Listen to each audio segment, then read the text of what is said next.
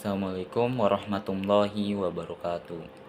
Perkenalkan, nama saya Fatoroman Abdul Aziz, dengan NIM 23050768, dari kelas Malam Karawaci.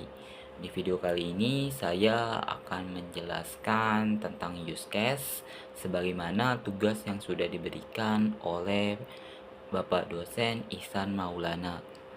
Lanjut aja kita ke dalam isi presentasi PPT saya. Nah, ya di sini use case yang saya gunakan judulnya adalah kuliah atau sistem akademik, di mana dia memiliki 3 aktor. Yang pertama mahasiswa, kedua BAA, ketiga dosen. Nah, setiap aktor memiliki relasinya masing-masing. Yang pertama mungkin BAA relasi dengan mahasiswa. BAA pertama membuat jadwal kuliah dan juga jadwal ujian mulai dari UTS dan UAS. Lalu mahasiswa dapat login ke dalam Siakad, lalu dapat mengecek jadwal kuliah dan juga jadwal ujian UTS dan UAS tersebut. Selanjutnya adalah relasi antara mahasiswa dengan dosen. Nah, mahasiswa dan dosen memiliki 2 aktivitas yang sama.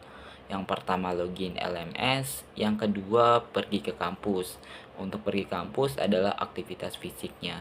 Lalu aktivitas yang selanjutnya dimulai dari dosen terlebih dahulu, yang dimana dosen memberikan tugas kuliah atau soal ujian, yang kemudian mahasiswa mengerjakan tugas kuliah atau soal ujian yang sudah diberikan oleh dosen tersebut. Lanjut ke dalam slide selanjutnya. Ini ada ringkasan antara relasi mahasiswa dengan dosen. Yang pertama aktivitas pergi ke kampus, ada mahasiswa atau dosen menghadiri kelas atau lab. Lalu mahasiswa dapat mengakses perpustakaan dan fasilitas lainnya.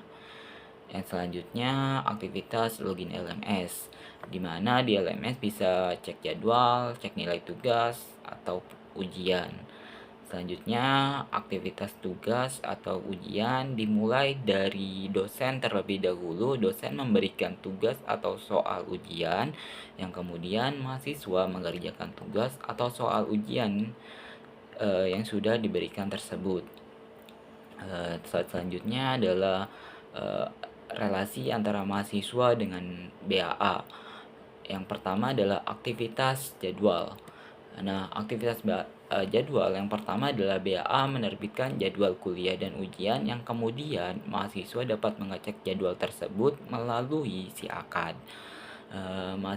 Lalu mahasiswa mengajukan perubahan jadwal, itu juga jika atas seizin dari dosen juga, yang dimana ini juga bisa menjadi relasi antara mahasiswa, BAA, dan dosen.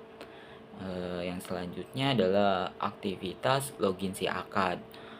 Aktivitas login Siakad ini dikhususkan untuk mahasiswa, dikarenakan di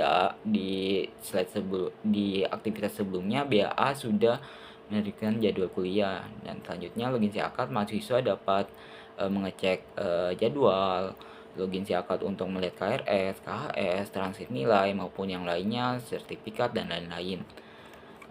Lanjut ke slide selanjutnya, manfaat dan tujuan. Manfaat yang pertama adalah dalam manfaat, poin pertamanya adalah efisiensi jadwal terpusat.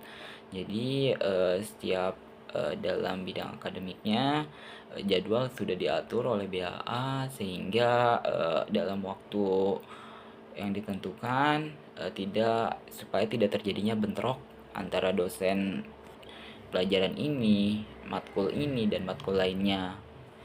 Lalu yang kedua adalah transparansi data akademik atau dalam kurung Siakad. Yang ketiga adalah pembelajaran hybrid LMS, bisa belajar secara online atau offline.